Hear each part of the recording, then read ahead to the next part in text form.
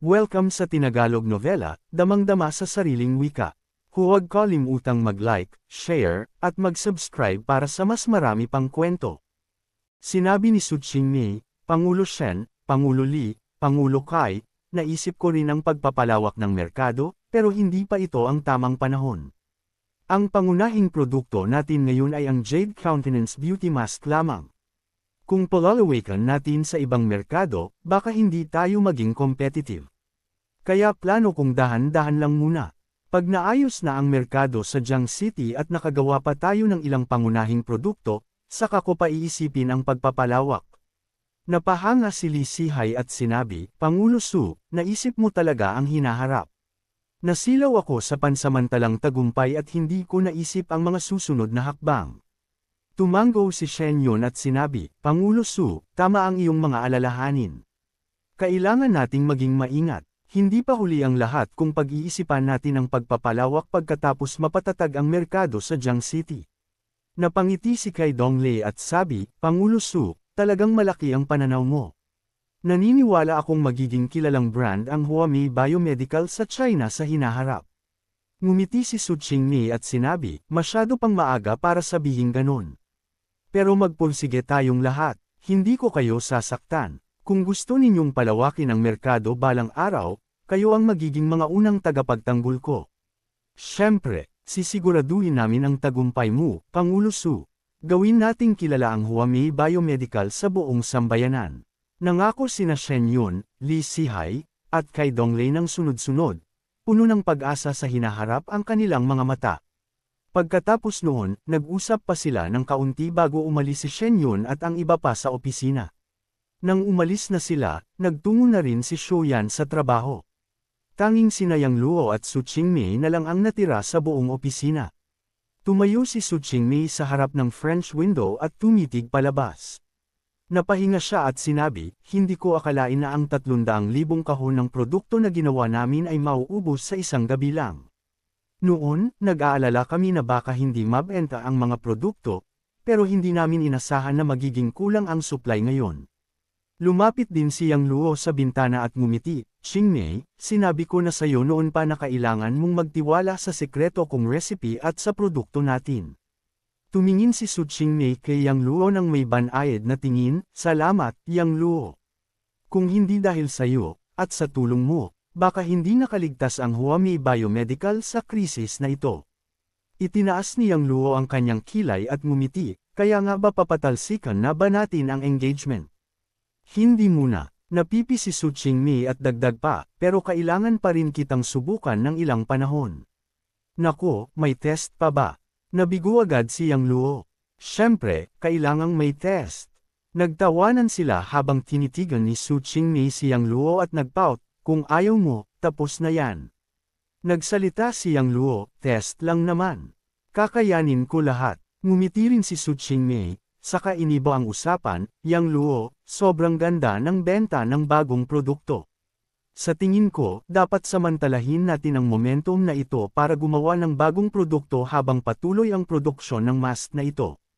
Alam kong hindi lang basta susuko ang Dingsheng Biomedical. Siguradong gagawa rin sila ng mga bagong produkto para makipagkompetensya. Kaya kailangan nating maghanda at ipagpatuloy ang laban sa Dingsheng Biomedical. Magandang punto. Tumango si Yang Luo at nagtanong, Qingmei, anong produkto ang sa tingin mo ang dapat nating gawin? Nag-isip si Su Qingmei at sinabi, noong nakaraan, nagpa-market research ako. Ngayon, marami ang may mataas na social pressure at madalas na late magpuyat, kaya marami ang nakararanas ng matinding pagkalagas ng buhok at problema sa atay at bato. Kung makakagawa tayo ng produktong panggamot sa pagkalagas ng buhok at produktong pampalusog ng bato at atay, siguradong sisikat ulit sa merkado. Sigurado rin akong utok ang Dingsheng Biomedical sa mga ganitong produkto. Ngumiti si Yang Luo, ayos lang yan. Mayroon akong ganoong mga recipe. Tunay, nagulat si Su Qingmei, may ganoon kang recipe. Siyempre, ngumiti si Yang Luo, hindi ko hawak lahat ng lumang recipe sa mundo, pero siguro nasa 70 hanggang 80% sa mga iyon ay hawak ko. Grabe, napailing si Su Qingmei, at ilang sandali ay nawala ang salita. Lumakad si Yang Luo papunta sa kanyang desk, kumuha ng papel at panulat, at isinulat ang dalawang sikreto ng recipe. Ipinasa niya ito kay Su Qingmei at sinabi, ang una ay ang Luotian Hair Nurturing Serum. Isa itong sinaunang recipe na ginamit ni Xin Mi, isang ganda noong panahon ng Cao Wei. Epektibo ito laban sa pagkalagas ng buhok.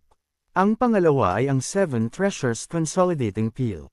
Isa itong sinaunang recipe na ipinasa ng mga Taoist sects. Magaling ito sa pagpapalusog ng bituka, bato, proteksyon sa atay, at pagpapalusog ng puso. Nakuha ni Su Qingmei ang papel, nanginginig ang mga kamay niya, parang ramdam na ramdam niya ang bigat ng responsibilidad. Dahil sa kasikatan ng Jade Countenance Beauty Mask, alam niya na ang recipe na ito ay napakahalaga. Kapag na-develop ang produkto gamit ang mga recipe na ito, siguradong muling sisikat ang benta. Ngunit hindi niya inaasahan na ibibigay niyang Luo ito ng walang alinlangan. Gaano kaya siya nagtitiwala sa sarili niya? Bakit parang natulala ka? Ngumiti siyang Luo, Qingmei, ingatan mo mabuti ang dalawang recipe na ito. Ibigay mo kay Team Leader Luo para makapagsimula na sila sa research at development. Sige, tumango si Su Qingmei ng seryoso at itinago ang papel. Umayos siyang Luo, sige, hindi na kita istorbohin. Tawagan mo lang ako kung may kailangan. At umalis siyang Luo sa opisina. Yang Luo, sandali, biglang hinarang ni Su Qingmei siyang Luo. Ano, may kailangan ka pa ba? Nakangiti siyang Luo. Kumikislap ang mga mata ni Su Qingmei habang nagtatanong, bakit parang ipinadala ka ng langit para protektahan at iligtas ako? Tumawa siyang Luo, maaari mong sabihin iyon. Pero ikaw rin ay ipinadala ng langit para iligtas ako. Kasabay ng malakas nilang tawa, umalis siyang Luo. Kahit nakasara na ang pinto ng opisina, naguluhan pa rin si Su Qingmei. Ano ba yang sinabi niya? Bakit sinabi niyang ipinadala siya ng langit para iligtas siya? Ang kakaibang lalaki, gitling. Sabay sa mga nangyari, Renkang Private Hospital, nasa kama pa rin si Jiang Mingyo habang nagpapagaling. Pinapalitan ng ilang nurse ang mga benda sa kanyang sugat. Samantala, nag-uulat si Jiang Xinyu tungkol sa sitwasyon ng Huamei Biomedical. Kuya, simula 1:00 ng madaling araw kahapon, tumindi ang benta ng bagong produkto ng Huamei Biomedical. Pagdating ng 5:00 ng umaga, naubos na ang 300,000 kahon ng produkto. Halos hindi na kayang sundan ng supply ang demand. Bukod pa doon, marami nang nakakalat na papuri tungkol sa bagong produkto sa internet. Sobra na. Nagalit si Jiang Mingyo, kumunat ang noo at mahigpit na pinilas ang kama. Nataranta ang mga nurse at nanginig. Isinabi ni Jiang Xinyu sa mga nurse, pwede na kayong umalis muna. Tumango ang mga nurse at lumabas ng silid pasyente. Pagkalabas ng nurse, namumula ang mga mata ni Jiang Mingyo at galit na sinabi, dati ay muntik ng mabangkarote ang Huamei Biomedical, pero hindi ko inakala na babangon ito. Nawasak ang lahat ng plano namin. Putang ina, sobra talagang nakakainis. Huminga siya ng malalim at tinanong, Xinyu, kumusta na ang sitwasyon sa Dingsheng Biomedical? Nakangisi si Jiang Xinyu at sabi, hindi maganda. Ano ibig mong hindi maganda? Sumimangot si Jiang Mingyo, sabihin mo sa akin ang totoo ang sitwasyon ng kumpanya. Huwag kang magtago. Opo, kuya. Tumango si Jiang Xinyu at nagsimulang magsalita ng may kaba. Kuya, mula isa ng madaling araw kagabi hanggang ngayon, bumagsak ng malaki ang benta ng mga produkto namin. Bumaba ito ng 5% at patuloy pa itong bumababa. Yung mga boss na bumili at mga customers ay gusto nang ibalik ang kanilang mga produkto. Bukod pa dyan, lahat ng tao sa internet ay kinukumpara ang aming produkto sa bagong produkto ng Huamei Biomedical. Sinasabi nila na mas pangit ang produkto namin sa lahat ng aspeto. Kung ganito pa ang takbo, baka muling makuha ng Huamei Biomedical ang market dito sa Jiang City.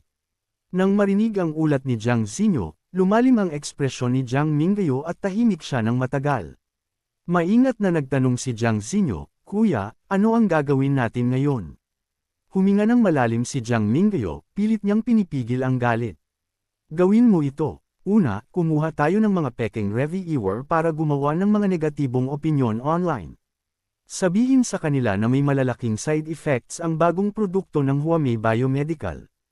Pangalawa, ibaba natin ang presyo ng mga produkto at magbigay ng mga promo para mapanatili ang benta. Pangatlo, ayusin mo ang loob ng mga boss at publiko. Mas gusto kong magbayad ng kompensasyon kaysa ibalik nila ang mga produkto. Pang-apat, isipin mo kung paano maputol ang supply ng mga raw materials ng Huami Biomedical para hindi na sila makagawa ng produkto. Opo, kuya. Tumango si Jiang Zinyo at sabi, pero kuya, parang pansamantala lang ito ang solusyon. Kailangan talaga nating gumawa ng mas magandang produkto para mapigilan ang Huami Biomedical. Alam ko na yan. Makikipag-ugnayan ako sa isang pamilya na may mga lihim na recipe ng lumang halamang gamot sa kapital para bumili pa ng mga bagong recipe. Sabi ni Jiang Mingyo, gawin mo lang ang sabi ko. Opo, tumango si Jiang Zinyo at umalis ng silid. Pagkalabas ni Jiang Zinyo, bumulong si Jiang Mingyo ng masama, Su Qingmei, huwag mong isipin na kayang labanan mo ako. Gitling gitling gitling, sa loob ng Huami Biomedical. Sa opisina ng assistant. Nakaupo siyang luho sa kanyang upuan at nakapikit ang mga mata habang nagpa-cultivate. Matapos ang ilang sandali, hinarap niya ang katotohanan na hindi ito gaanong epektibo kaya huminto siya sa cultivation at nag-isip ng malalim. Sa panahong ito, gabi-gabi siyang nagpa-cultivate.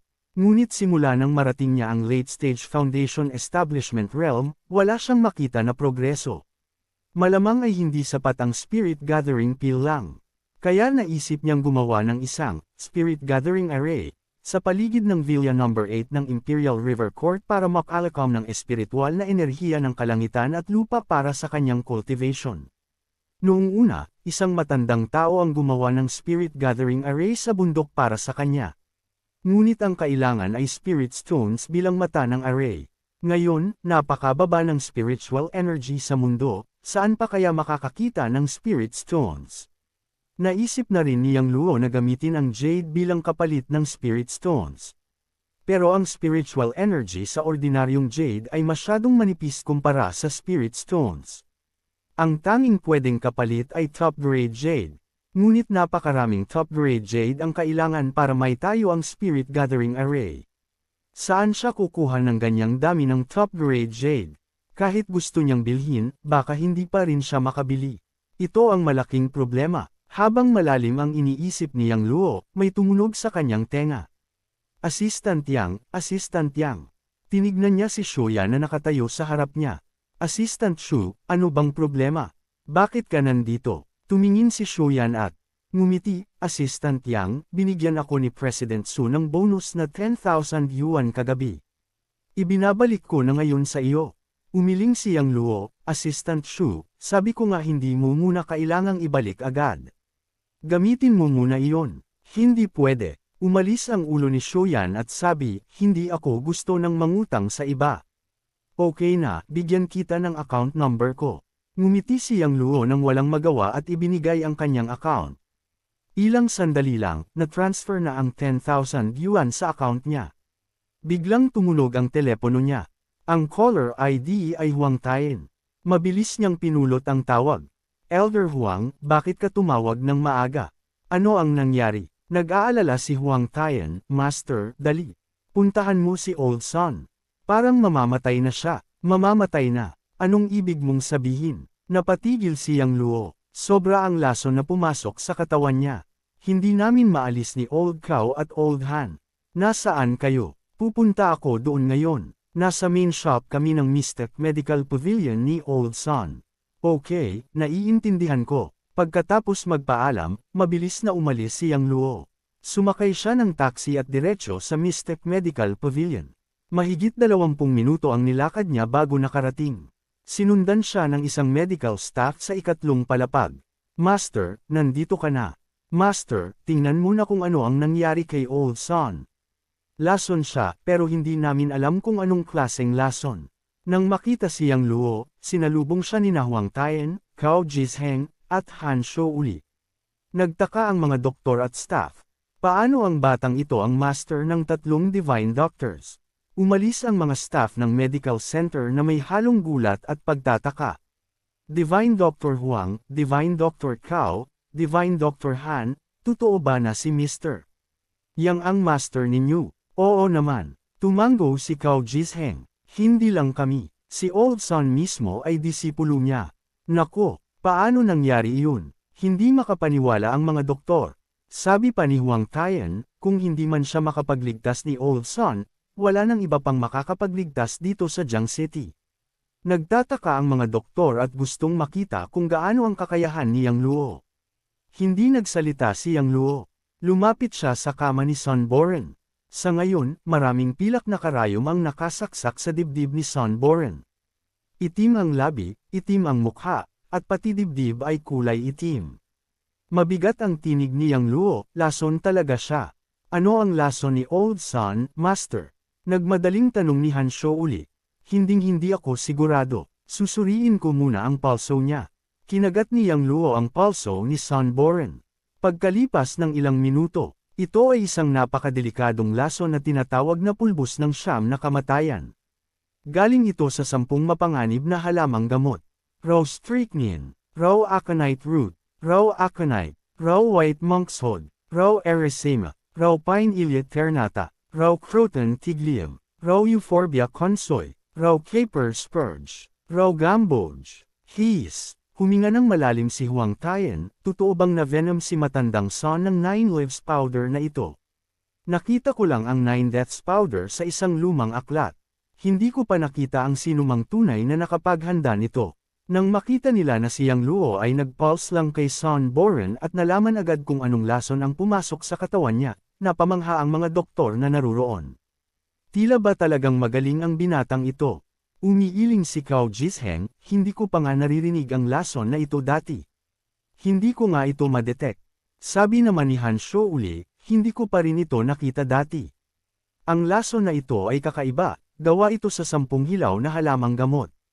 Tiyak na sinabi ni Yang Luo, ang taong puminsala sa kanya ay isang eksperto sa lason. Tumingin si Huang Tian sa mga doktor at nagtanong, alam niyo ba kung sino ang puminsala kay matandang Son? Hindi ko alam. Isang doktor ang umiling, kahapon ng gabi, sabi ng master na lalabas siya para magkita ng kaibigan. Nang bumalik siya ngayong gabi, bigla siyang bumagsak. Naresolba ba, master? Mabilis na nagtanong si Huang Tian. Nakangiti si Yang Luo at sagot, oo, kaya ko itong gawing detoxify. Medyo komplikado lang. Habang nagsasalita, inalis ni Yang Luo ang lahat ng silver needles na nakadikit sa dibdib ni Son Boren.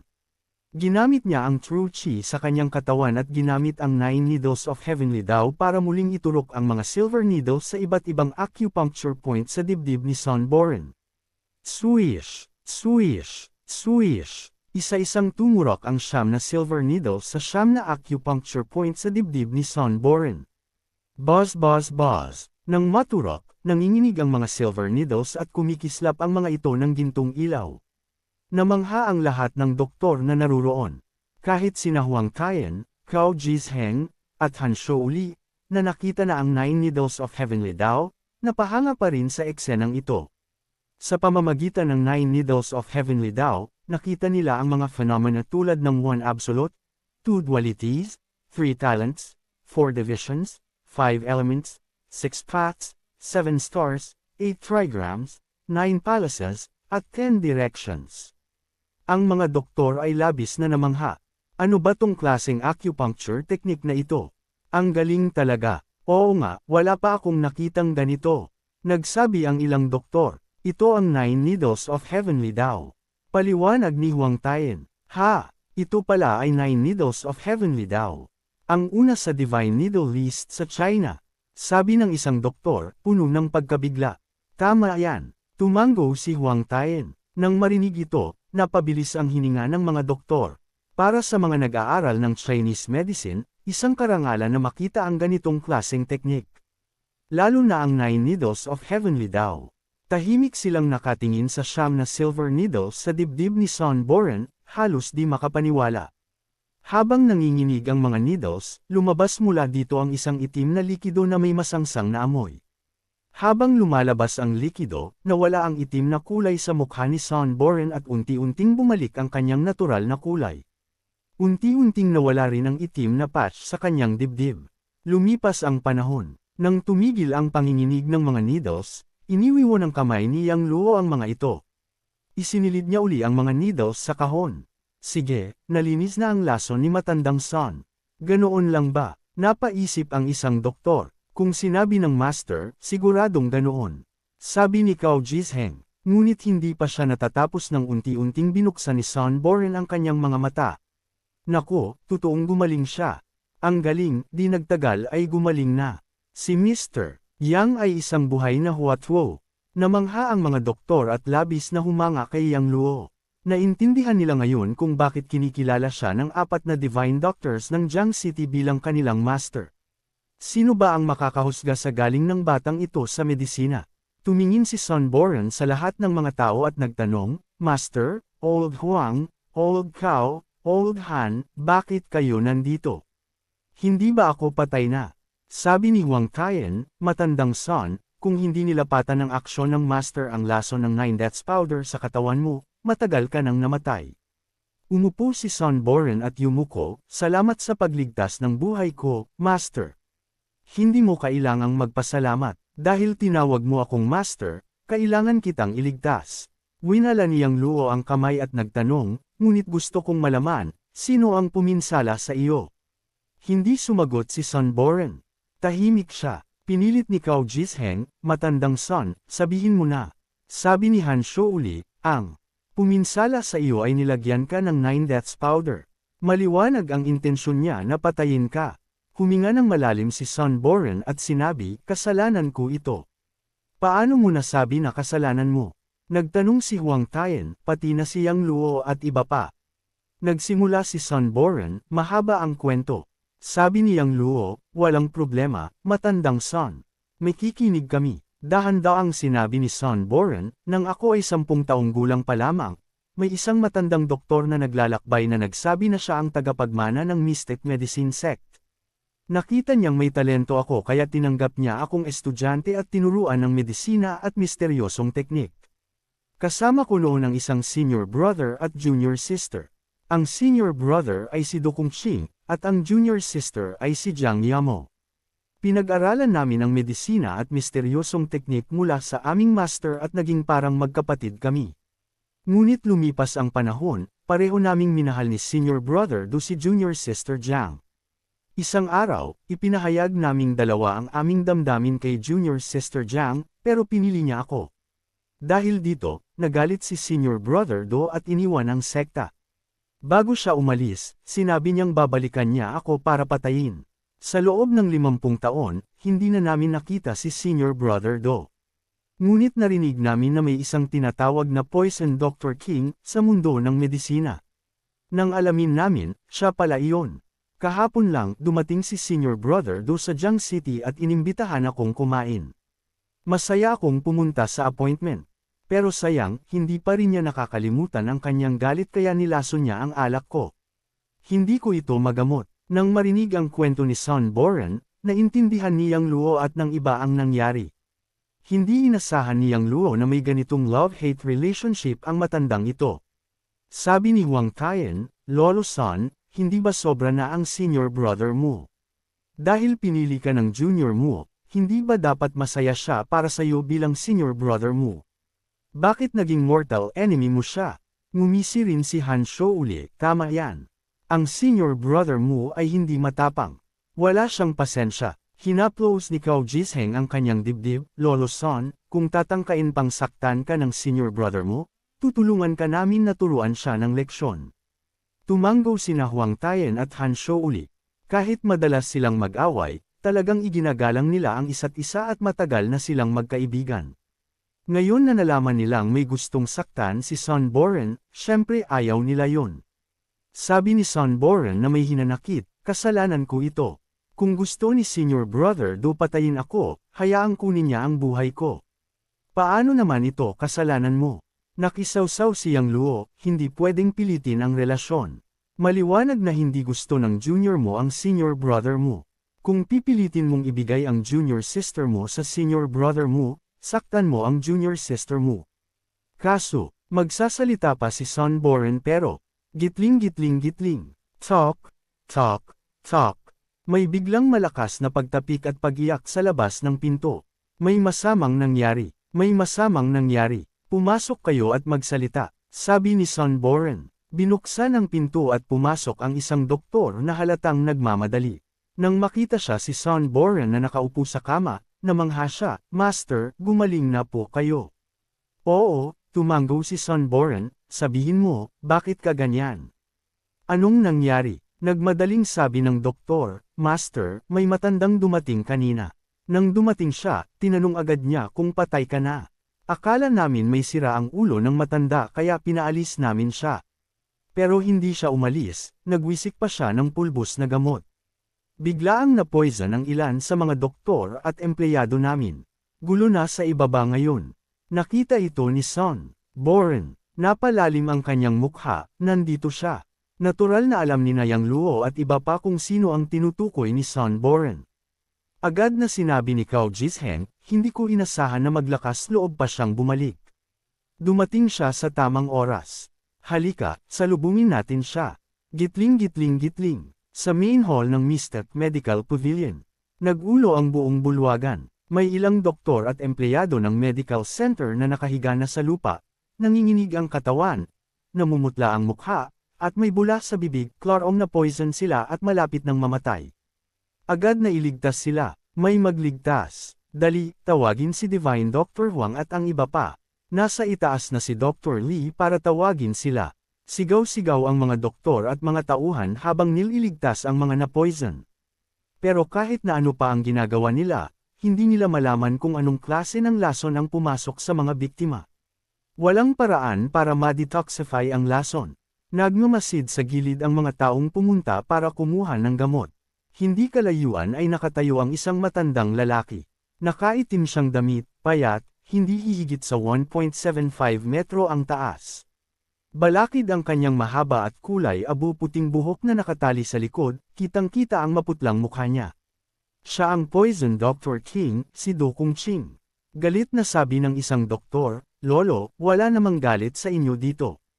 Bakit ninyo pinatay sila?" Nakayuko si Do Kung Ching, "Sila ang nang-insulto sa akin, kaya hindi ko sila pwedeng buhayin."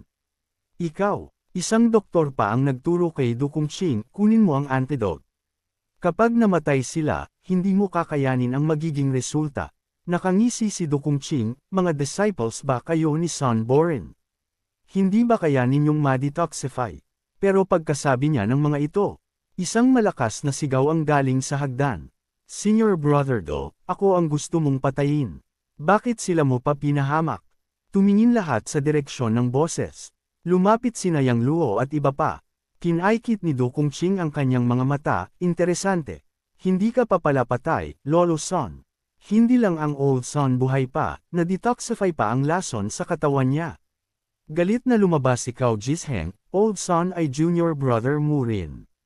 Hindi ko inasahan na sasaktan mo pa ang mga fellow disciples mo dahil lang sa isang babae. Tao ka ba? Natural, may dahilan ang junior sister mo kung bakit pinili niya si Old Son. Kung hindi ka man masaya, okay lang. Pero bakit mo pa siya gustong patayin? Ano ba ang plano mo? Kung malaman ng master natin na sinaktan mo ang fellow disciples, babangon siya sa kabaong at papatayin ka." "Tanjina, akala ko Poison Dr. King ka, pero King of Quacks ka pala." Sumama ang loob ni Huang Tayen at Han Shou uli at pinuna si Do Kung Ching. Napaso ang mukha ni Do Kung Ching, "Sino kayo? Makinig ka. Ako si Cao Jisheng, ang 100 Herbs King, ng Jiang City." Ipinakilala ni Cao Jisheng ang sarili bago ituro sina Huang Tayen at Han Shou uli, sila naman si Divine Needle King, Huang Tayen, at Bone Setting King, Han Shou uli ng Jiang City. "Oh," tumanggo si Do Kung Ching na parang nakilala, "kaya pala kayo ang mga sikat na Divine Needle King, 100 Herbs King, at Bone Setting King. Ibang klase kayong makitang personal." Biglang lumipat ang usapan, "Kung sikat kayo sa medisina, ipakita nyo kung kaya nyo bang lunasan ang lason na ginawa ko." Habang nagsasalita, biglang kumaway ang kanyang kanang kamay. Swish! Swish! Swish! Swish! 3 itim na pilak na karayom ang lumipad mula sa kanyang manggas papunta kina Huang Tayen, Cao Jisheng, at Han Shou uli. Mag-ingat! Napansin ni Yang Luo ang pangyayari habang nagde-detox siya sa mga na-poison at agad na nagbabala. Pero huli na ang lahat. Cough! Cough! Cough! 3 silver needles ang eksaktong tumusok sa acupuncture points ng 3. Nagsabi si Huang Tayen ng nagulat, "Lason ito. Agad niyang tinanggal ang ilang silver needles at sinubukan silang ipasok sa iba pang acupuncture points para ma-detoxify ang lason. Kumuha si Cao Jisheng ng bag ng medicinal powder habang si Han Shouuli ay dinidikit ang mga acupuncture points ng sarili niya. Pero mabilis kumalat ang lason. Hindi na nila na-detoxify bago sila bumagsak sa lupa. Gitling gitling gitling. Sa loob ng ilang minuto, nagsimulang mamula-mula ang mukha ni na Huang Tayen at ng iba pa. Nanginginig ang katawan at bumuga ng puting bula sa bibig. Nagulat at natakot ang lahat na nandun. Dahan-dahan silang umatras, takot lumapit kay Do Kongqing. Nakakatakot ang matandang ito, napakabilis niyang maglagay ng lason. Galing ng mga pamamaraan niya, pulbos kanina, karayom ngayon. Hindi pwedeng ipagtanggol. Lahat ay nagbulungan ng takot, tumitig kay Do Kongqing na may pangamba. Galit na sigaw ni Sun Boren, Senior Brother Do, kung kaya mo, labanan mo ako. Bakit sinasaktan mo ang mga kaibigan ko? Huwag kang mag-alala, ikaw na ang susunod. Ngumingiti si Do Kongqing ng malamig at tinutukan si Sun Boren ng itim na poisonous needle. Pero bago pa tumama, swish! Isang pilak na karayom ang lumipad mula sa likuran at tinamaan ang black needle na itulak ito palayo. Sino yan? Sigaw ni Do Kongqing nang siya'y magulat. Matandang tao, paano mo nagawang gumamit ng lason para saktan ang tao sa harap ko? Gusto mo bang mamatay? Malamig na sabi ni Yang Luo habang naglalakad papalapit. Sino ka? Tumingin si Do Kongqing kay Yang Luo. Ipinakilala ni Sun Boren, ito ang number 1 na banal na doktor sa Jiang City. Siya rin ang guro namin ni Old Huang, Old Cao, at Old Han. Guro. Napahinto sandali si Do Kongqing at napangisi, Sun Boren, lalo kang lumala. Tinanggap mo pang maging guro mo ang isang bata. Napagtatawanan mo ba ako? Sa pagkakataong iyon, nang marinig ng lahat ang sinabi ni Sun Boren, nagulat at na-stun sila. Ano ba to, totoo ba? Ang batang ito ang guro ng 4 na banal na doktor sa Jiang City. Hindi pwede, di ba? Karaniwan ang mga matandang Chinese doctor lang ang may galing sa medisina. Pero sobrang bata nito, baka nasa early 20s pa lang. Totoo bang siya ang guro ng 4 na banal na doktor? Pero dahil sinabi iyon ni Divine Dr. Sun, siguradong totoo naman siguro, di ba? Nag-usap-usap ng mahina ang lahat habang nakatingin kay Yang Luo. Biglang may narinig na nagtatanong mula sa likuran. Sige, gumaling na sina Dr. Wang at iba pa. Ang galing ng medical skills ng batang iyon. Ilang turok lang, naalis niya ang lason sa katawan nila. Lumingon lahat sa pinanggalingan ng boses. Tulad nga ng inaasahan, nagising na ang mga doktor at staff na napahiga dahil sa lason ni Do Kongqing. Ngayon, naniwala na ang lahat sa galing ni Yang Luo sa medisina. Tinitigan ni Do Kongqing si Yang Luo at ngumiti, batang lalaki, talagang magaling ka. Hindi ko inakala na malalaban mo ang 10 fragrance bone melting powder ko sa ganitong dali. Mataas ang tingin ni Sun Boren, hindi lang kaya ng master ko na alisin ang 10 fragrance bone melting powder, pati ang 9 deaths powder na ibinigay mo sa akin, nalunasan din niya. Totoo ba? Ikaw pala ang nagpagaling ng lason ng lalaking ito.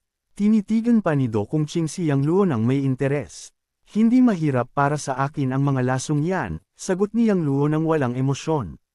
Magaling, magaling. Ngumiti si Do Kongqing nang may malisyosong tingin at itinuro sina Huang Tayen, Cao Jisheng, at Han Shouuli na nasa lupa. Kung kaya mo, lunasan mo ang lason sa kanila. Gaano kahirap? Kalma ang mukha ni Yang Luo habang kinuha ang kahon ng silver needles mula sa katabing doktor at inayos ang pulso niya. Biglang lumutang ang lahat ng 27 silver needles sa kahon. Lumipad sa ere. Ginamit ni Yang Luo ang true chi sa katawan at hinaplos ang kanyang kanang kamay.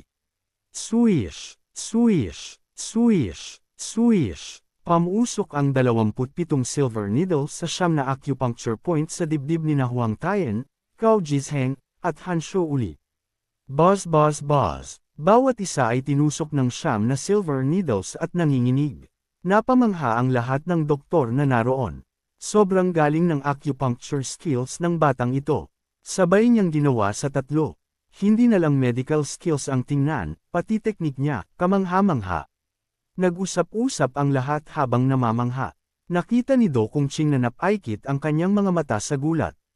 Pagkalipas ng ilang sandali, Huminto sa pag-ikot ang silver needles at hindi na tumitilamsik ang puting bula mula sa bibig nila Huang Tian, Cao Jisheng, at Han Shouuli. Bumalik sa normal ang mga mukha nila. Pag-alis ni Yang Luo sa mga silver needles, nakita ng lahat na nagising at umupo sina Huang Tian at ang dalawa pang kasama. Grabe, sobrang lakas ng batang ito. Nagpagaling siya ng lason ng mga banal na doktor sa ganitong bilis. Hindi na nakapagtataka na gusto nilang kilalanin siya bilang master nila. Ang galing ng skills niya. Talagang magiging number 1 na banal na doktor siya sa Jiang City. Naniwala na lahat kay Yang Luo. Walang nagduda sa kanyang medisina. Tahimik si Do Kongqing sa pagkabigla. Salamat sa pagligtas sa akin, master. Tumayo mula sa lupa at yumuko sina Huang Tian, Cao Jisheng, at Han Shouuli kay Yang Luo. Nag-wave lang si Yang Luo ng kamay at tumingin kay Do Kongqing, Ginoo Do, sa akin lang, huwag mong subukang pumatay gamit ang lason. Payo ko, umalis ka na agad. Huwag mong subukang maghayganti kay Elder Son. Nakangisi si Do Kongqing at sumagot, hindi ako kontento. Hindi ako kontento. Ano pa ang dahilan mo para magalit? Minalupit na tumingin si Cao Jisheng kay Do Kongqing, hindi mo pwedeng saktan ang master ko gamit ang lason na yan. Tumingin ng mabagsik si Do Kongqing kay Yang Luo, batang lalaki, aakyat ka ba sa akin sa laban ng lason at lunas? Kung talunin kita, aalis na ako at hindi na muling hahanapin si Elder Son. Totoo ba yan? Napangisi si Yang Luo, sigurado ka ba na kung talunin kita, hindi mo na hahanapin si Elder Son? Siyempre, tumayo si Do Kongqing at nagpakita ng tapang, ako si Do Kongqing, matapat akong tao. Sige. Tumanggo si Yang Luo, sabi mo kung paano ang laban. Napaisip si Do Kongqing, 3 rounds tayo. Sa unang round, gagamit tayo ng acupoint technique para lasunin ang kalaban. Sa ikalawang round, gagamit tayo ng acupuncture para lasunin ang isa't isa. Sa pangatlong round, gagamit tayo ng mga damo dito sa klinika para gumawa ng lason, at iinom ang kalaban sa loob ng 10 minuto. Titingnan natin kung sino ang makakapaglinis ng lason ng pinakamabilis. Ang makakapanalo ng 2 rounds ang mananalo. Tanggap mo ba ang laban? Nagsimula ang lahat na magingay. Haha, ang saya ng laban. Nakakita na ako ng away ng mga doktor pero lason pa ang laban ngayon. Ang lason ay parte rin ng Chinese medicine. Depende ito kung sino ang mas magaling sa lason at lunas. Huwag kang matakot, batang lalaki. Ipakita mo sa kanya. Nagpalakpakan ang lahat. Napatingin si Son Boren ng may kaba.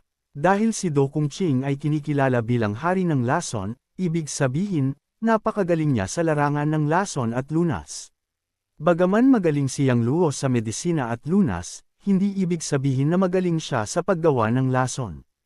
Nagsabi si Son Boren, Senior Brother Do, hindi patas yan. Hindi pa naglason si master ko, pero ikaw ay dalubhasa sa larangang iyon ng kalahati ng buhay mo. Kahit manalo ka, hindi maganda ang tingin ng iba. Huwag mag-alala, Elder Son. Sabi ni Yang Luo, pagkatapos. Ay tumingin kay Do Kongqing, tinatanggap ko ang laban. Magaling, ang tapang mo nga. Napangiti si Do Kongqing kay Yang Luo at tinanong, sino ang gusto mong mag-umpisa? Nagtataas si Yang Luo ng kamay, ikaw ang elder, ikaw muna. Sigurado ka ba? Nakangisi si Do Kongqing, kung ako ang mauunang maglasong, kung hindi mo malyunas, mamamatay ka. Napangiti si Yang Luo, huwag kang mag-alala. Wala pa ring tao sa mundo na kaya akong patayin sa lason. Para mas madali kang makalason, tatanggalin ko ang aking damit. Habang nagsasalita, tinanggal ni Yang Luo ang kanyang damit, ipinakita ang kanyang itaas na katawan. Maraming babae ang napakahiya at napula ang mga pisngi. Tinakpan nila ang kanilang mga mata, pero lihim nilang tiningnan ang katawan ni Yang Luo sa pagitan ng mga daliri. Maliit siya sa suot pero napaka-fit at may magandang katawan. Hindi sobra at hindi kulang, ang proporsyon ay angkop. Napaka-arrogant. Nawala ang ngiti ni Do Kongqing, batang lalaki, kung may death wish ka, gagawin kung totoo yan. Pagkatapos niyang magsalita, direktang lumakad si Do Kongqing. Nang lumabas ang kanyang kanang kamay mula sa kanyang manggas, ang kanyang hintuturo at hinlalaki ay naging itim na itim. Malinaw na nilagyan niya ito ng lason. Pagkatapos, pinagsama ni Do Kongqing ang kanyang hintuturo at hinlalaki at ginamit ang kanyang natatanging teknik, ang 7 Extreme Heart Devouring Hands, para tapikin ang 7 acupuncture points sa dibdib ni Yang Luo. Pagkatapos ng 7 tapik ni Do Kung Ching, ang 7 acupuncture points sa dibdib ni Yang Luo ay agad naging itim na itim. Ang matinding lason ay sumipsap sa 7 acupuncture points at pumasok sa katawan ni Yang Luo. Naitakda ko na ang aking lason, sabi ni Do Kung Ching nang walang emosyon, at umatras ng ilang hakbang. Tumingin siya kay Yang Luo at nagpatuloy, ang lason ay ako mismo ang gumawa at ang natatanging acupuncture technique na espesyal ko ay nag-inject ng lason sa iyong katawan. Kung hindi mo matatanggal ang lason sa loob ng kalahating oras, lahat ng buto sa iyong katawan ay matutunaw at matutunaw. Narinig ang mga sinabi ni Do Kung Ching, hindi maiwasang huminga ng malalim ang lahat ng naroroon. Kung ganito nga kapangyarihan ang lason na ito, hindi ba matatapos na si itong kapatid? Dahil siya ang pinuno ng 4 na Divine Doctors, dapat kaya niyang mapagaling ang lason, di ba? Hindi sigurado. Pagkatapos ng lahat, ang matanda na ito ay ang hari ng mga Poison Doctors. Espesyalista siya sa pag-aaral ng lason. Tahimik na nag-usap-usap ang lahat, nais nilang makita kung paano gagamutin ni Yang Luo ang lason. Ngunit ang nagulat sa lahat ay tahimik lang si Yang Luo at hindi agad gumaling, para bang hinihintay na lang niya ang kamatayan. Master, ano ang hinihintay mo? Agad na tanggalin ang lason. Hindi napigilan ni Cao Jisheng ang pagsabi. Nagsabi si Han Shou uli nang may pagkabalisa, tapos na, tapos na. Hindi ba kaya ni Master gamutin ang lason na ito? Nagsalita si Huang Taien nang may galit, huwag kang magbibiro. Siguradong may paraan si Master para tanggalin ang lason. Ngunit ngumiti si Do Kung Ching, anak, kung hindi mo kaya tanggalin ang lason, sabihin mo lang. Pwede kitang iligtas. Siyempre, ang kondisyon ay kailangan mong kilalanin akong master mo. Totoo, talagang hinahangaan niya si Yang Luo. At wala pa rin siyang tagapagmana, kaya gusto niyang kunin ng alagad at ituro ang kanyang mga kasanayan. Sino ka para hingin mo sa master ko na kilalanin ka bilang master niya? Nagalit si Cao Jisheng agad. Kung tatanggapin ni Yang Luo si Do Kung Ching bilang master, magiging apupupunta ng master nila si Do Kung Ching. Nanghina rin si Han Shou uli at nagsabi, tumahimik ka. Kayang-kaya ng master nating tanggalin ang lason niyan. Pero, nang matapos si Han Shou uli magsalita, huminga ng malalim si Yang Luo. Narinig iyon, mabilis na namutla ang mga puso ni Huang Taien at iba pa. Posible bang hindi talaga kaya ng master nila tanggalin ang lason? Pero pagkatapos noon, sinabi ni Yang Luo, Mr. Du, kahit malakas ang lason mo, para sa akin ay karaniwan lang iyon. Ganun ba? Napailing si Do Kung Ching, ang sabi mo ay normal lang. Kung kaya mo, alisin mo ang lason. Sige, aayusin ko na ngayon. Tumango si Yang Luo. Pagkatapos, pinagsama niya ang kanyang hintuturo at gitnang daliri, ginamit ang True Chi sa kanyang katawan, at ginamit ang Universe Acupoint Technique para tapikin ang 7 acupuncture points sa dibdib niya. Hindi umabot ng 3 minuto. Biglang nawala ang itim na kulay sa 7 acupuncture points ni Yang Luo, at ang lason ay naging usok na unti-unting nawala. 8 na ang minuto, sigaw ni Son Boren habang nagbibilang. Paano nangyari ito? Hindi makapaniwala si Do Kung Ching kay Yang Luo. Sa loob ng 8 minuto, nalinis na ang lason niyang ito. Hindi lang si Do Kung Ching, pati ang mga tao roon ay labis na nagulat. Tumangala si Yang Luo kay Do Kung Ching at sinabi, ikaw naman. Anak, sige na. Hindi natakot si Do Kung Ching. Habang nagsasalita siya, inihanda niyang tanggalin ang kanyang damit. Diretsyong sinabi ni Yang Luo, Mr. Du, hindi mo na kailangang tanggalin ang damit. Matanda ka na, hindi maganda kung tatanggalin mo ang damit sa harap ng marami. Sigurado ka ba? Malamig na tanong ni Do Kung Ching, mas mahirap magpasok ng lason sa tao kapag may damit siya.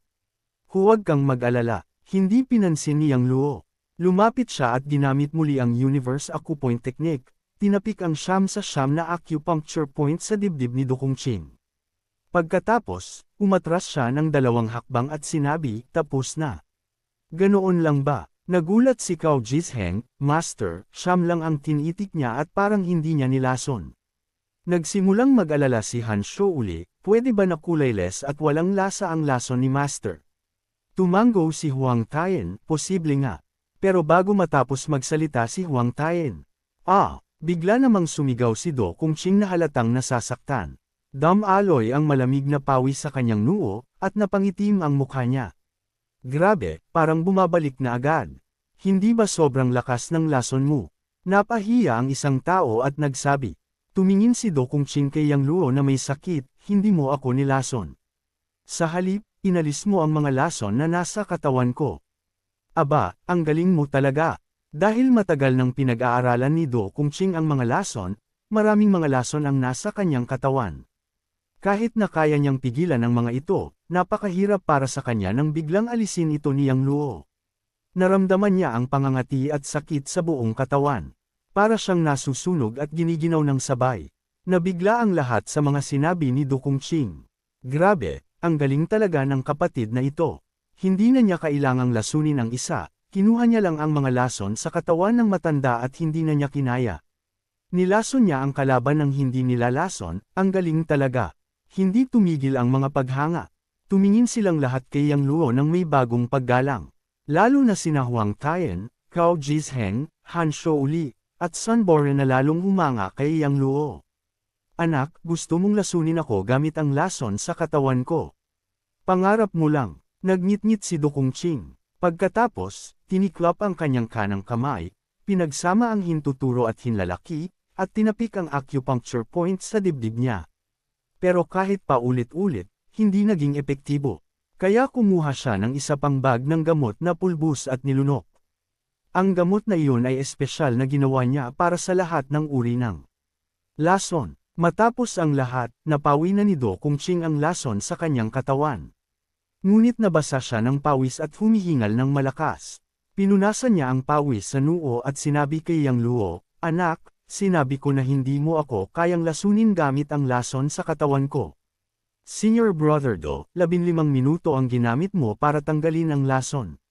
Sigaw ni Sun Boren. Ha, 15 minuto. Hindi mapaniwala si Do Kung Ching.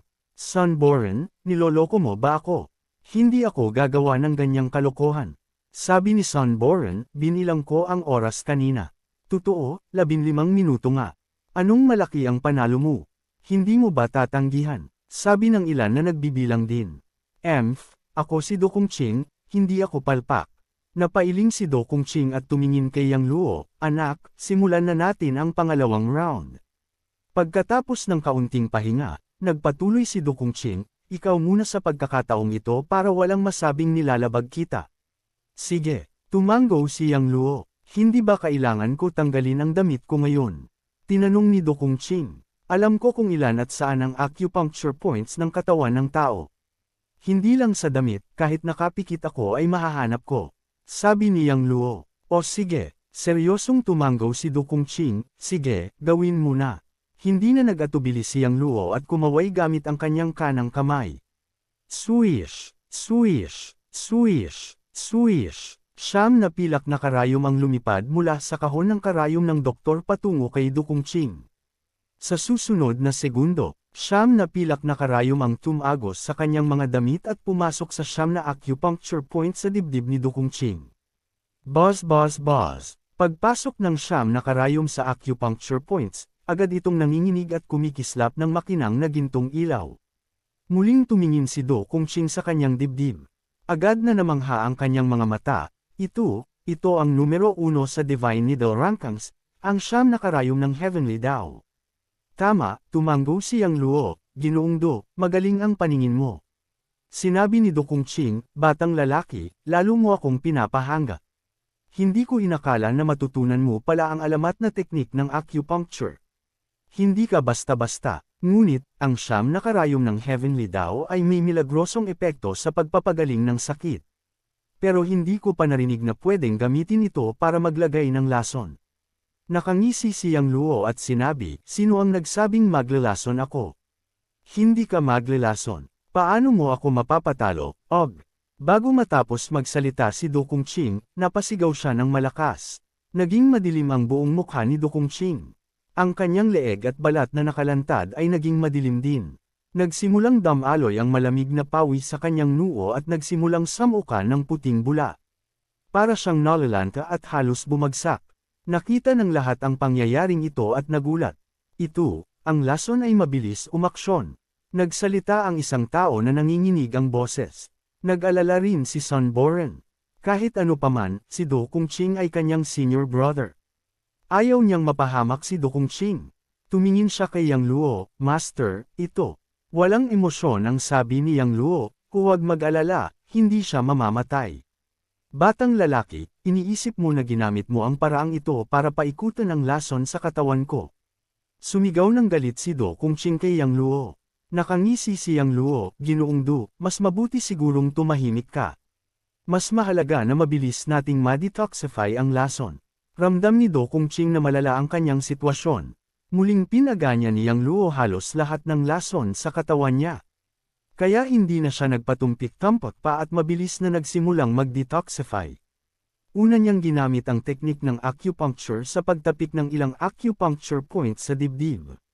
Ngunit wala itong epekto. Kumuha siya ng isa pang pakete ng halamang gamot, pero wala pa rin epekto. Naramdaman niyang malalaganap na ang lason kaya ginamit niya ang isa pa niyang espesyal na kasanayan, ang 7 matinding lason na karayom, at tinusok ang 7 karayom sa 7 acupuncture points sa dibdib. Ginamit niya ang paraang labanan ang lason gamit ang lason para mag-detoxify. Pagkatapos ng 7 karayom, bahagyang gamaan ang pakiramdam ni Do Kongqing, pero hindi pa siya ganap na nakadetoxify. Kumuha siya ng isa pang pilak na karayom at mabilis na tinusok ang kanyang 10 mga daliri. Habang tinutusok ang 10 daliri, may mga patak ng itim na dugo ang tumulo at naglabas pa ng itim na usok ng tumama sa lupa. Nanginginig ang lahat sa kanilang nakita. Matapos ang ilang sandali, muling naging normal ang mukha ni Do Kongqing. Ngunit halos bumagsak siya habang humihingal ng malakas. Tumawa siya ng malakas at sabi, "Batang lalaki, sinabi ko na hindi ako malalason sa sariling lason." Nang nalaman na na-detoxify na ni Do Kongqing ang lason, sinabi ni Sun Boren ng malakas, "Senior Brother Do, 20 minuto ang ginamit mo." Tumango si Do Kongqing at tumingin kay Yang Luo, "Batang lalaki, ako na naman." Kalma pa rin ang ekspresyon ni Yang Luo, "Sige. Ngayon, siguradong papatayin kita sa lason para ikaw na ang luluhod at hihingi na maging master ko." Sabi ni Do Kongqing na may malamig na ngiti. Ngunit sagot ni Yang Luo, "Huwag kang magingay. Baka matalo ka uli." Napahuni si Do Kongqing at kumuha ng 7 itim na lason na karayom mula sa manggas niya. Ang 7 ito ay pinahid ng pinakamalupit niyang lason. Kapag tinamaan ka ng mga ito, tiyak na mamamatay ka kung hindi mo ma-detoxify sa loob ng 10 minuto. Hindi niya kadalasang ginagamit ito. Ngunit ngayon, para talunin si Yang Luo, kailangan niyang gamitin ang kanyang trump card. "Kapatid, maghanda kang lumuhod at humingi ng patawad." Sabi ni Do Kongqing na may malisyosong ngiti habang kumakaway. Swish! Swish! Swish! Swish! 7 lason na karayom ang lumipad at kumislap ng itim na ilaw, tumusok sa 7 acupuncture points sa dibdib ni Yang Luo. Agad na damaloy ang malakas na lason mula sa mga karayom papasok sa katawan ni Yang Luo. Nagsimulang kumalat ang lason sa bilis na nakikita. Bigla, naging itim na itim ang buong dibdib ni Yang Luo at kumalat na ito sa iba pang bahagi. "Master, mabilis na detoxify ang lason." Nagmadaling paalala si Huang Taien. Nagulat si Yang Luo. Totoo nga na ang Poison Dr. King ay may kakayahan. Naramdaman niya ang hindi komportableng lason.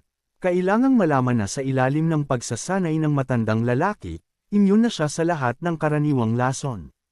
Kaya hindi na siya nag-atubili at ginamit agad ang Universe Acupoint Technique sa 7 acupuncture points para pigilan ang pagkalat ng lason. Kinuha niya ang 7 pilak na karayom at tinusok ang 7 acupuncture points sa dibdib. Di nagtagal, umuusbong ang mga usok na itim sa paligid ng mga karayom. Naging normal muli ang kulay ng dibdib ni Yang Luo. Phew! Huminga ng maluwag si Yang Luo at tinanggal ang lahat ng karayom. "Ginoong Do, malakas nga ang lason mo, pero kaya ko pa rin." "Master, 10 minuto lang ang ginamit mo para mag-detoxify." Ani Sun Boren. Bago matapos ang kanyang boses, sumigaw ang lahat ng tao. Panalo na si kapatid. 2 beses na siyang nanalo. Sa ganitong paraan, panalo na siya sa laban. Matanda, kumbinsido ka na ba ngayon? Nagpalitan ng tingin sina Huang Taien, Cao Jisheng, Han Shouuli, at Sun Boren at huminga ng maluwag. Hindi posible, hindi posible. Umiiling si Do Kongqing at hindi makapaniwala. Napagtanto niya na natalo siya sa larangan niya. Bagamat ayaw, kinailangan niyang tanggapin ang pagkatalo. Nagsabi, siya ng malungkot, batang lalaki, panalo ka. Pangako ko, hindi na ako maghihiganti kay Sunborn. At luminga siya pabalik para umalis. Sandali, biglang pinigilan siya ni Yang Luo.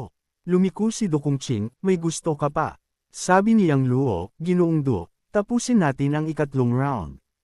Ano ang ibig mong sabihin? Napangitim ang mukha ni Do Kongqing, nanalo ka na. Ano pa bang saysay ng laban? Gusto mo ba akong hamakin? Hindi yon ang ibig kong sabihin. Umiling si Yang Luo, sikat ka bilang Poison Dr. King. Ngayon, nakita ng lahat ang kakayahan mong magpamusga ng lason gamit ang acupuncture at mga karayom. Napahanga sila, kaya gusto nilang makita kung paano ka gumawa ng lason. Habang nagsasalita si Yang Luo, lumingon siya at tinanong ang lahat, gusto ba ninyong makita ang kakayahan ni Ginoong Do sa paggawa ng lason? Opo, syempre gusto namin. Tumango ang lahat bilang tugon. Kahit na ayaw nila kay Do Kongqing, kailangan nilang aminin na ang kakayahan ni Do Kongqing sa paggawa at paglunas ng lason ay talagang napakalakas. Tumango si Do Kongqing at sinabi, sige, tapusin natin ang ikatlong round. Pagkatapos, lumakad si Do Kongqing papunta sa cabinet ng mga halamang gamot at nagsimulang pumili ng mga damo. Kinuha niya ang mga ito at inilagay sa papel para sa medisina. Nagsuot si Yang Luo ng kanyang damit at tumingin kay Do Kongqing ng may interes. Lahat ng naruroon ay nanood din ng tahimik. Di nagtagal, kinuha ni Do Kongqing ang 10 halamang gamot at sinabi, natapos ko na ang paggawa ng gamot. Bata, ikaw na. Ayon sa kasabihan, ang mga tagalabas ay nanunood lang ng palabas, habang ang mga nasa loob ay talagang nakakakita. Nalaman ni Huang Tian, Cao Jizheng, Han Shouli, Sunborn, at ng mga doktor na nandon na pinili ni Do Kongqing ang 10 pinakamakapangyarihang lason sa kanilang medikal na sentro. Malinaw na alam ni Sunborn na may mahigit 1,000 halamang gamot sa kanilang medikal na sentro. Nakakagulat na sa loob lamang ng 10 minuto, nagawa ni Do Kongqing na piliin ang 10 pinakamapanganib na halamang gamot mula sa mahigit 1,000 halamang gamot. Ang pinakamahalaga, ang 10 halamang gamot na ito ay hindi magkasalungat. Sa halip, sinusuportahan nila ang isa't isa, kaya't tumataas ng ilang beses ang kabuoang pagkakalason. Naiintindihan ito ni Yang Luo kaya lalo niyang hinangaan si Do Kongqing. Nagmamadali si Huang Tian at pinaalalahanan siya, Master, piliin mo na ang mga halamang gamot. Sige, tumango si Yang Luo at lumakad papunta sa cabinet ng mga halamang gamot. Sa loob ng 5 minuto, pinili ni Yang Luo ang 3 halamang gamot at itinapon ang mga ito sa papel ng medisina. Casual niyang sinabi, ako na ang nakapili. Napatingin ng hindi makapaniwala sina Huang Tian at iba pa sa 3 halamang gamot na pinili ni Yang Luo. Master, sigurado ka bang hindi mo basta-basta pinili ang 3 halamang gamot na iyon? Opo, Master, ang 3 halamang gamot na ito ay hindi nakakalason. Sabi ni Huang Tian at Cao Jizheng. Si Sunborn at Han Shouli ay may kakaibang ekspresyon rin. Baka tumigil na si Yang Luo sa kompetisyon. Iniisip din ito ng ibang mga doktor. Napangitim ang mukha ni Do Kongqing at nagalit, bata, kung ayaw mong makipagkompetensya, kalimutan mo na. Bakit ganito ka basta-basta sa ikatlong round na ito? Binabaliwala mo ba ako? Sabi ni Yang Luo, Ginoong Do, hindi ko intensyon na baliwalain kayo. Maingat kung pinili ang 3 halamang gamot na ito. Ang lason nito ay mas matindi kaysa sa inyo. Hindi palaging ang mas maraming lason ang mas malakas. Minsan, kapag pinaghalo ang ilang tila ordinaryong halamang gamot, nagiging lason din ito. Ganun ba? Napangisi si Do Kongqing at sinabi, gusto. Kung makita yan, iniutos ni Sunborn sa mga staff, dali, lutuin na ang mga gamot. Tumango ang mga staff at pumunta sa likod ng bahay. Tahimik na naghintay ang lahat.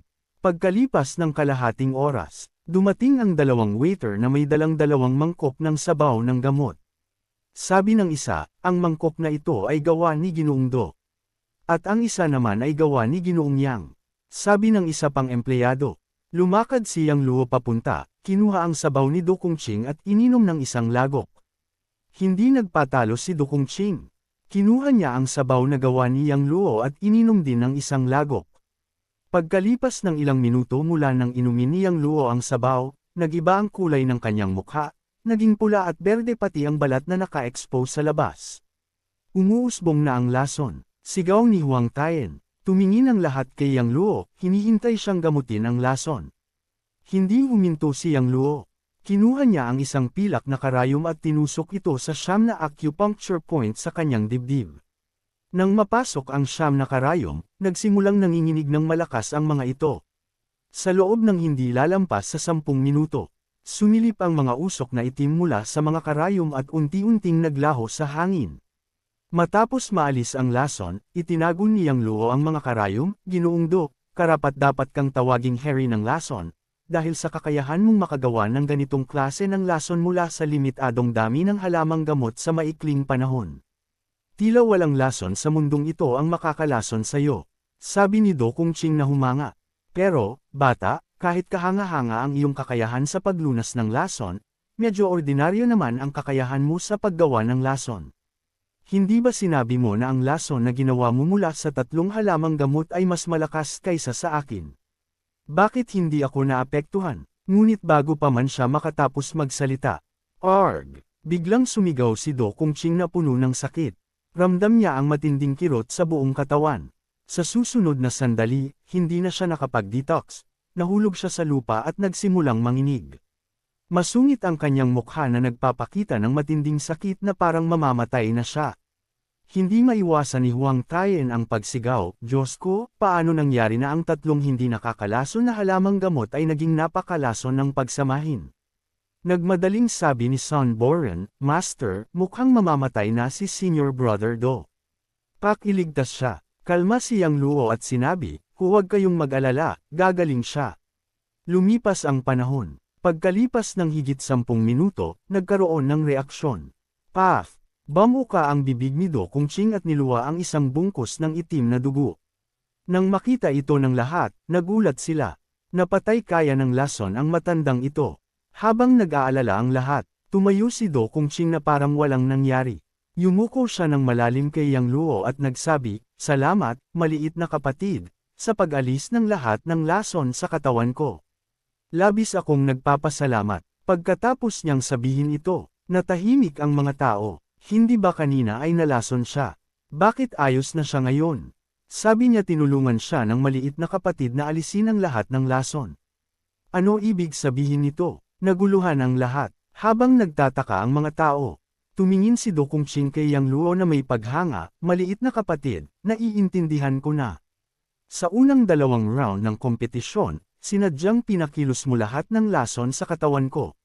Sa huling round, ginamit mo ang lason mula sa 3 halamang gamot para tuluyang alisin ang lason sa katawan ko. Ngayon na na-neutralize na ang lahat ng lason na nakatago sa katawan ko, nakakaramdam ako ng ginhawa." Pagkatapos ng saglit, nagpatuloy siya, "Kahit na hindi ako naaapektuhan ng mga lason na ito karaniwan, isang araw, sisiklab ito at mamamatay ako. Maliit na kapatid, sa iyong mga medikal na kakayahan at moralidad, lagpas ka na sa akin. Ako'y sumuko at naniniwala sa pagkatalo ko sa kompetisyon na ito." Nang marinig ang mga salita ni Do Kung Ching, nagkaroon ng pagkaunawa ang lahat. Nagsabi si Cao Jisheng, tulad ng inaasahan mula sa master, ginamit niya ang kompetisyon para alisin ang mga nakatagong lason sa katawan ng matandang ito.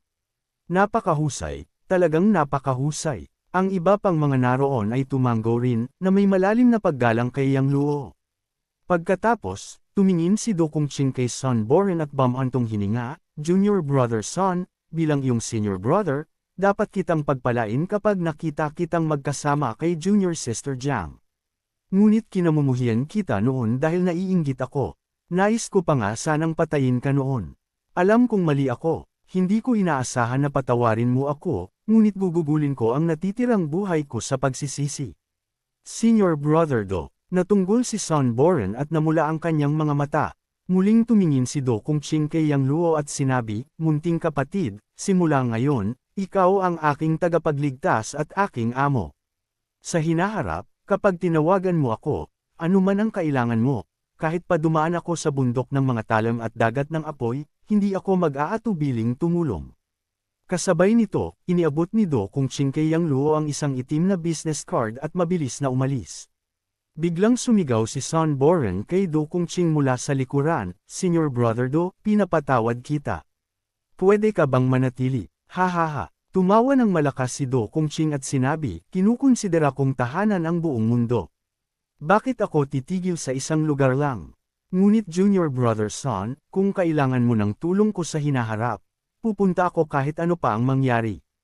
Hanggang sa muli. Kasabay ng masiglang tawa, nawala si Do Kongqing sa paningin ng lahat.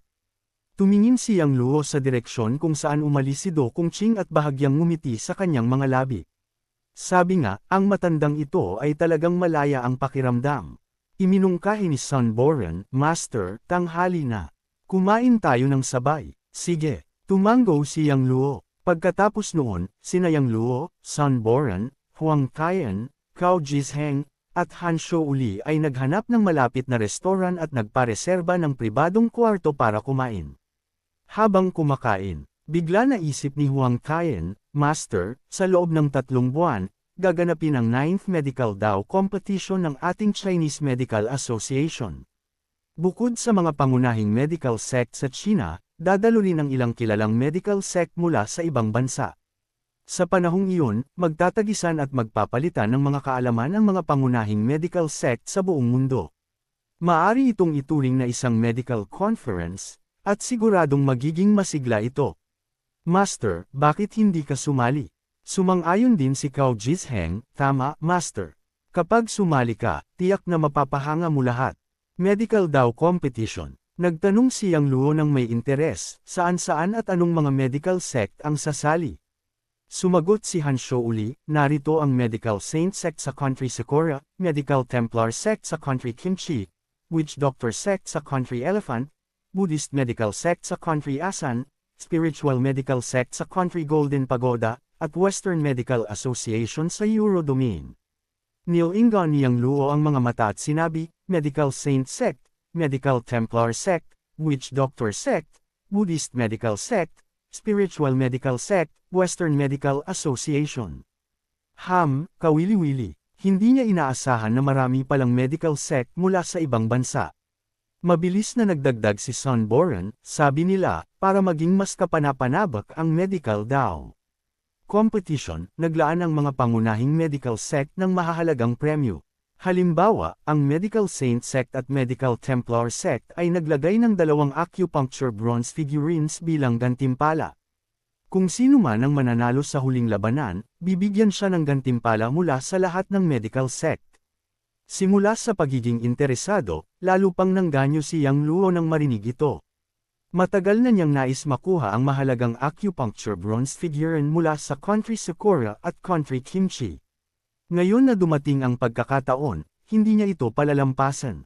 At gusto rin niyang makilala ang mga medical sect sa loob at labas ng bansa. Dahil dito, tumanggo si Yang Luo at sinabi, sige, sabihan ninyo ako kung kailan ang Medical Dao Competition. Sasama ako. Talaga, ang saya, haha, kung sasali ang Master, tiyak na magiging kapana-panabik ang Medical Dao Competition ngayong taon. Hindi na kami makapaghintay. Sa kanilang pag-usap ay nagmukha silang sabik at puno ng pag-asa. Pagkatapos ng tanghalian, nagpaalam si Yang Luo kay Huang Taiyan at sa iba bago bumalik sa kumpanya. Hanggang bandang 6:00 ng hapon, lumabas si Yang Luo sa opisina ng assistant at pumunta sa opisina ng presidente para hintayin si Su Qingmei matapos sa trabaho. Nagre-review pa si Su Qingmei ng mga dokumento. Biglang tumunog ang kanyang telepono. Tiningnan niya ang caller ID na pangangasaglit, ngunit sinagot ang tawag. Matapos ang tawag, nagsimula siyang mag-impake ng gamit. Napansin ito ni Yang Luo at tinanong, Qingmei, hindi ka ba mag-overtime ngayon? Tumanggo si Su Qingmei at sabi, tumawag si Meng Jie kanina at inimbitahan kami sa hapunan. Sabi pa niya gusto niyang humingi ng tawad. Kaya gusto mong pumunta. Tumanggo si Su Qingmei. Ayos lang, sasama ako. Tumanggo si Yang Luo. Sa totoo lang, hindi maganda ang tingin niya kay Zhao Mengjia. Makasarili, palalo, at sobrang selosa ang babaeng iyon. Hindi siya karapat-dapat maging kaibigan ni Su Qingmei. Pero dahil gusto ni Su Qingmei ayusin ang pagkakaibigan nila, wala siyang masabi.